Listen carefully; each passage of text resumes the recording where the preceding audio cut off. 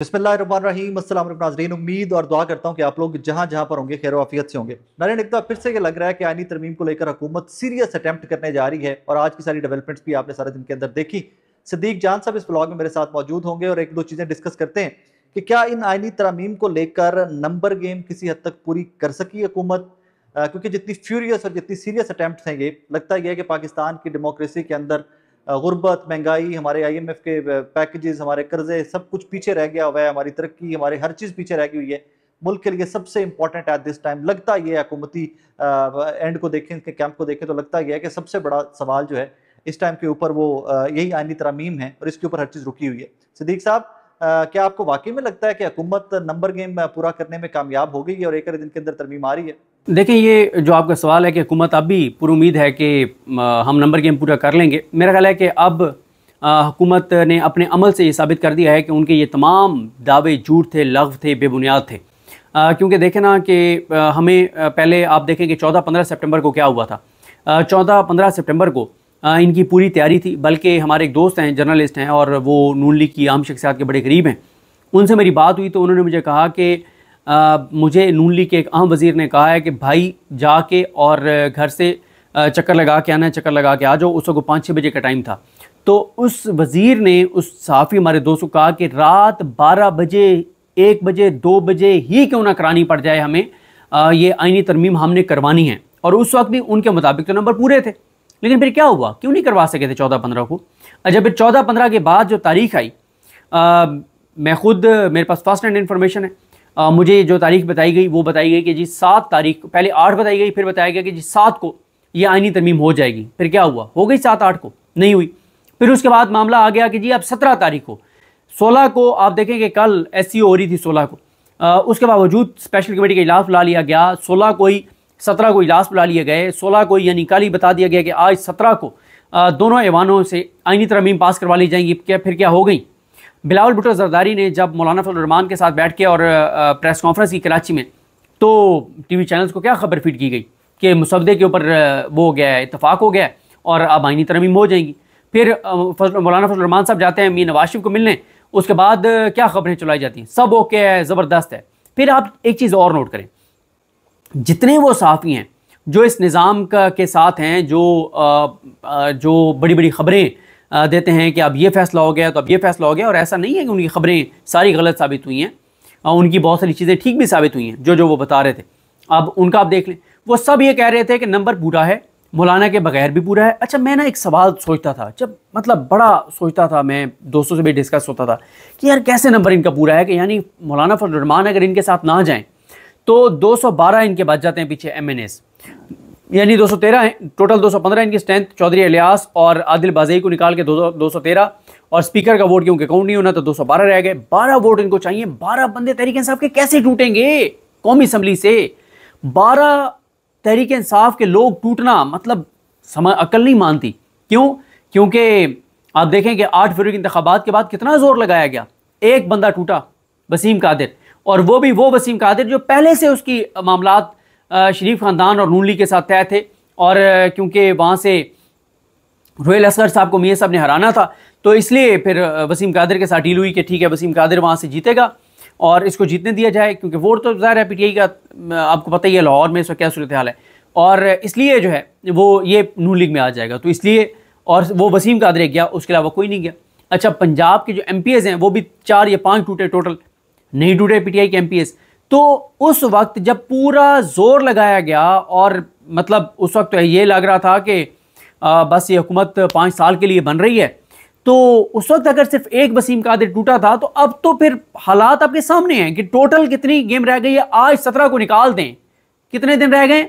18, 19, 20, 21, 22, 23, 24, 7 दिन उंगलियों पे गिने जा सकते हैं। 7 दिन, ठीक है, 7 दिन आपने गुजारने हैं, क्योंकि 24 को मंसूर अली शाह साहब का नोटिफिकेशन करना ही करना पड़ जाएगा, और 25 काजी फाइज ईसा की जबर का, फस्तायत का, बर्बरियत का आखिरी दिन है। तो 7 दिन आपने गुजारने, तो अब कैसे जो है वो टूटेंगे? बड़ा वाज़ेह है इनके पास नंबर गेम नहीं है। बड़ा वाज़ेह है कि मौलाना साहब के बगैर ये आईनी तरमीम नहीं कर सकते। सर, मौलाना साहब इनके साथ हों भी तो फिर भी इनको PTI के 4 वोट तोड़ने हैं। मौलाना साहब साथ हों भी तो PTI के 4 MNAs तोड़ने हैं इन्होंने, और 2 इन्होंने सेनेटर तोड़ने हैं। तो अभी भी आप अंदाज़ा लगाएं कि मौलाना के साथ अगर ये हालात और वाक़यात और सूरत हाल हैं तो मौलाना के बगैर तो फिर सवाल ही पैदा नहीं होता। तो ये सब झूठ था, गलत बयानी थी। अच्छा, ये खबरें क्यों चलवाई जा रही थी कि नंबर गेम पूरा है? ये नंबर गेम का पूरा का इसलिए चलवाया जा रहा था कि पीटीआई वालों को, जिसको भी उठाया जा रहा था उसको ये कहा जा रहा था देखो नंबर गेम, मौलाना भी साथ आ रहे हैं, मौलाना ना भी हो तो नंबर गेम पूरा है, लेकिन तुम्हें हम बता रहे हैं कि तुम वोट हम तुमसे इसलिए दिलवाना चाहते हैं क्योंकि फिर बाद में तुम्हें बड़ी कुट पड़नी है, बड़ी मार पड़नी है। चैप्टर क्लोज है इमरान खान का, इमरान खान को फांसी होगी। और ये क्यों कहा जा रहा था? उनको ये मुसवदा दिखाया जा रहा था कि मिलिट्री कोर्ट बन रही है इमरान खान के लिए, मियां नवाज शरीफ और पीपल्स पार्टी इत्तफाक कर गए हैं, ये होना ही होना है, तुम भी मिलिट्री कोर्ट में जाओगे, डराया जा रहा था। 9 मई के बाद भी तो पीटीआई से जो जिन लोगों को छुड़वाई गई उनको इसी चीज़ पे छुड़वाई गई ना कि सियासत छोड़ दो, पीटीआई छोड़ दो या मिलिट्री कोर्ट के लिए तैयार हो जाओ। और मिलिट्री कोर्ट, और खौफ भी बहुत ज़्यादा था उस वक्त कि मिलिट्री कोर्ट में जो जाएगा बहुत ज़्यादा हालात और सूरत हाल ख़राब होगी। तो इस पे बड़े लोगों ने पीटीआई छोड़ी थी मिलिट्री कोर्ट वाली बात पर। तो नंबर गेम इनके पास ना पूरा था ना है, और मौलाना साहब साथ चले भी जाते हैं तो सूरत हाल इनके लिए बड़ी गंभीर है। तो ये सब झूठ था, गलत बयानी थी। और पीटीआई के जो लोग हैं उनके हवाले से शहबाज गिल साहब जो उनका लास्ट जो व्लॉग है वो बड़ा इंपॉर्टेंट है, जिसमें उन्होंने बड़ा वाज़ेह पैगाम दिया है पीटीआई के उन लोगों को, 2-3 का तो नाम भी लिया है कि अगर आपने कल को बहाना बनाया कि हम अगवा हो गए थे तो कोई ये मंजा नहीं बिकेगा, क्योंकि शाह महमूद कुरैशी साहब की जो बहू हैं ज़ैन कुरैशी की एहलिया, उनके एपिसोड के बाद कोई ये नहीं कह सकता कि मतलब हमारा कोई अगवा हो गया था। देखें, उनकी ज़ैन कुरैशी की एहलिया अगवा हुई, उन्होंने रोला डाला, उन्होंने आके बताया, पूरा पाकिस्तान, पूरी दुनिया से ओवरसीज पाकिस्तानी उनके साथ खड़े हो गए। यहाँ तक कि ख्वाजा साद रफीक साहब को ट्वीट करके कहना पड़ा कि ये बहुत गलत हुआ है, इसकी तहकीकात होनी चाहिए। जो खड़ा हो जाएगा उसके साथ पूरा पाकिस्तान खड़ा हो जाएगा। बाद में ये सिर्फ झूठ, बकवास, लग बात होगी। ये एक प्रोपेगेंडा ये करेंगे कि मेरी बहन उठा ली थी, मेरी बेटी उठा ली थी, मेरा फलाना उठा लिया था, मेरा फलाना। ये झूठ होगा, बकवास होगा। खड़े हो जाओ अभी भाई, 7 दिन गिन के क्या हो जाएगा? इमरान खान भी तो 1 साल से है ना भाई, 1.5 साल से उसका भांजा भी तो है, उसकी बहनें भी तो ज़ेर हिरासत हैं, फिर क्या होगा? उसकी बीवी ज़ेर हिरासत है बेगुनाह, ना करदा गुनाहों की। तो इसलिए ये नंबर गेम ना पूरा था ना है। और अभी तक ये भी मैं आपको बता दूं कि असल मुसवदा किसी के पास नहीं है, और असल मुसवदे के सामने आने पे पता चलेगा कि क्या चीज़ें कैसे हैं। और मियाँ साहब जो हैं वो बहुत परेशान हैं, बहुत उनको सुबकी का सामना करना पड़ा है मियाँ नवाज शरीफ को, क्योंकि मियाँ नवाज शरीफ तो 4 चीज़ें चाहते थे जो नहीं हो रही। काजी फाइज ईसा को वो चीफ जस्टिस पाकिस्तान बरकरार रखना चाहते थे 3 साल मजीद, नहीं हो सका। ये नहीं हो सकता तो फिर मियाँ साहब आईनी अदालत बना के काजी फाइज को मुसल्लत रखना चाहते थे, नहीं हुआ। मियाँ साहब मिलिट्री कोर्ट्स बना के इमरान खान को मिलिट्री कोर्ट में ट्रायल, और पीटीआई के 79 लोगों को, आम पाकिस्तानी शहरियों की मिलिट्री कोर्ट ट्रायल चाहते हैं, वो भी नहीं हो रहा। मियाँ साहब 6 जजेस के हवाले से उनके ट्रांसफ़र चाहते हैं, वो भी नहीं हो रहा। तो फिर आप बताएं ना कि फिर बच क्या गया है? तो ये सबसे ज़्यादा शर्मिंदगी, रुसवाई, पसपाई शरीफ ख़ानदान के लिए है, जो अपने इक़्तिदार के लिए, मफाद के लिए, करप्शन के लिए, लूट मार के लिए जो पाकिस्तान को अनारकी, क्यास, खाना जंगी की तरफ झोंकना चाहते थे। लेकिन आपके सामने है कि इसमें मियाँ साहब को बुरी तरह से शिकस्त फाश हुई है। और अभी तो पार्टी शुरू हुई है, अभी तो गेम शुरू हुई है, अभी तो आगे बहुत इंटरेस्टिंग चीज़ें होने वाली हैं, बहुत ज़बरदस्त चीज़ें होने वाली हैं। अभी तो मैं आपको कह रहा हूँ कि अभी तो आप देखें, जो चीज़ें ये करना चाह रहे हैं अगर ये ना हुई तो ये हुकूमत ताश के पत्तों की तरह बिखर जाएगी। और एक और इतला दे दूँ, कुछ जगहों से कहा गया है कि अगर आर्टिकल 8 में तरमीम नहीं होनी तो फिर हमें क्या, ये आपका मसला है काजी फाइज ईसा और फलाना फलाना, हमें कोई मसला नहीं है। तो मुझे लगता है कोई बड़ा ट्विस्ट भी आ सकता है। लेकिन सबसे बड़ी जीत और फतह तो यह है जिसको पाकिस्तान के लोगों को सेलिब्रेट करना चाहिए कि काजी फाइज ईसा जो हैं वो ना चीफ जस्टिस पाकिस्तान के तौर पे बरकरार रह रहे हैं, ना काजी फाइज ईसा साहब जो हैं वो आप कहिए कि ना काजी साहब आईनी अदालत के सरबराह आ रहे हैं। तो ये एक वो चीज़ है जिसको हर पाकिस्तानी को, जो पाकिस्तान के साथ सिंसियर है, हर मुहिब वतन पाकिस्तानी, हर गैरतमंद पाकिस्तानी को सेलिब्रेट करना चाहिए, अल्लाह का शुक्र अदा करना चाहिए, नवाफिल पढ़ने चाहिए, सदका देना चाहिए, खैरात करनी चाहिए कि अल्लाह ताला ने पाकिस्तान को बहुत बड़े साने से बचा लिया है।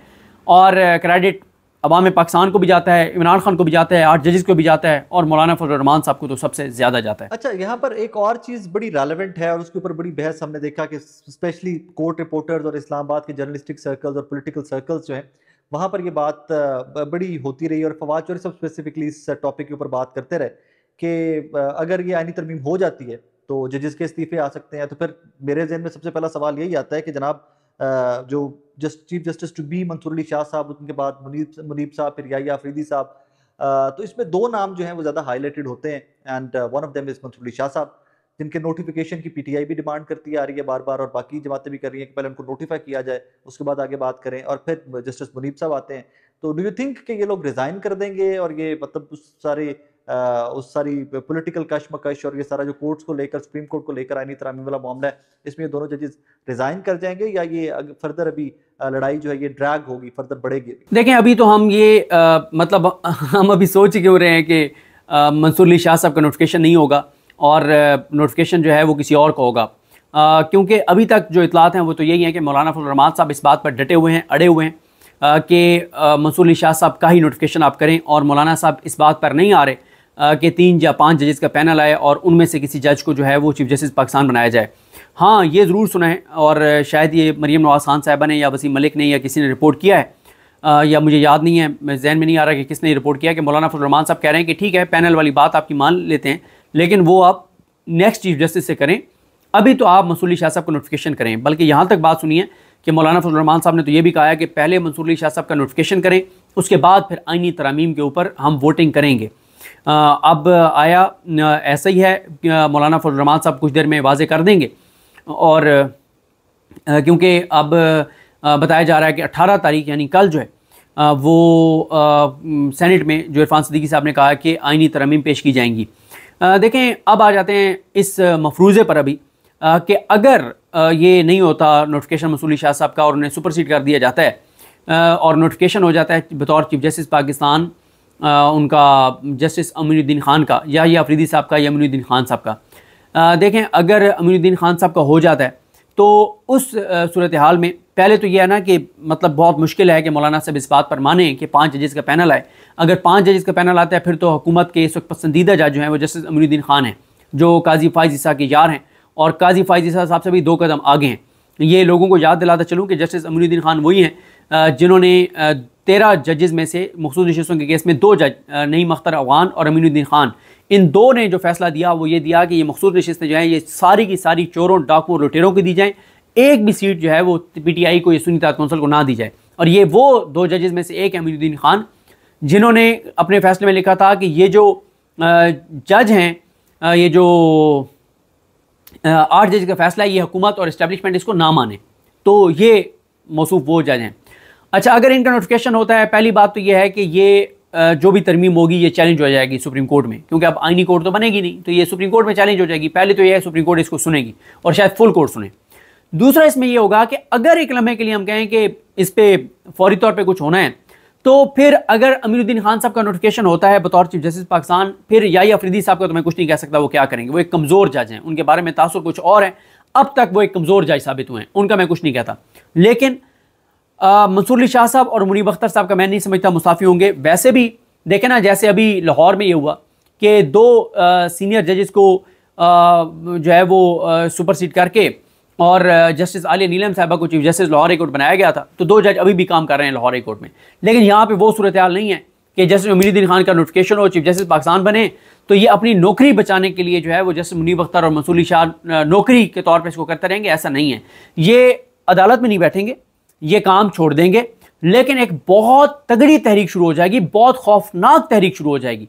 मैं पहले भी एक दिन असदुल्ला खान साहब को ये बात बता चुका हूँ कि मैंने ये सवाल किया था बैरिस्टर साद रसूल साहब से कि क्या होगा। साद रसूल साहब ने कहा कि ये जज काम छोड़ देंगे। दूसरा उन्होंने मुझे कहा था कि हाई कोर्ट के कुछ जजेस भी काम छोड़ देंगे। तीसरा उन्होंने मुझे कहा था कि 500 से 600 बड़े नाम वकला के, जो बहुत बड़े नाम हैं, जिनका बड़ा नाम है, बड़ा मकाम है, बड़ा मर्तबा है, बड़ी उनकी फॉलोइंग है, बड़े वो लायक वकील हैं, उन्होंने कहा वो 500-600 वकील जस्टिस अमीनुद्दीन खान के सामने पेश नहीं होंगे।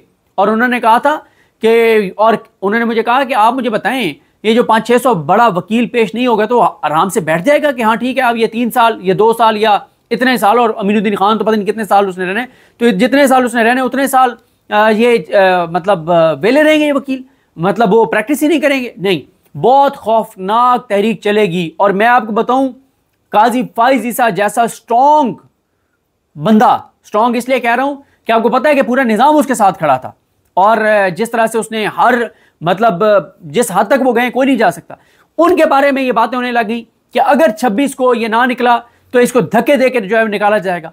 उसके बारे में एतजाज हसन साहब ने वकीलों को कहा कि इसको दरवाजे पे तुमने रोकना है। उसके बारे में वकीलों ने कहा कि हम इसको देखते हैं कि कैसे 26 के बाद ओहदे पर बैठता है, और उसके खिलाफ जुडिशियल कू की बातें हो रही हैं। और उसके खिलाफ ये बात हो रही थी कि अगर मंसूर अली शाह साहब को नोटिफिकेशन नहीं होता तो ये 10 जज बैठ के और काजी को घर भेज देंगे और इसको धक्के दे के निकाला जाएगा काजी फाइज ईसा के बारे में। तो अमीनुद्दीन खान तो चीज़ ही कोई नहीं है भाई, अमीनुद्दीन तो चीज़ ही कोई नहीं है। उसके साथ तो वो हशर नशर और वकील करेंगे कि आपकी सोच है कि कमरे अदालत के अंदर ऐसे तो किसी मतलब नीचे सिविल कोर्ट के जज के साथ नहीं होना चाहिए, लेकिन हम देखते हैं वकला क्या करते हैं नीचे लोअर जुडिशरी में जजेस के साथ।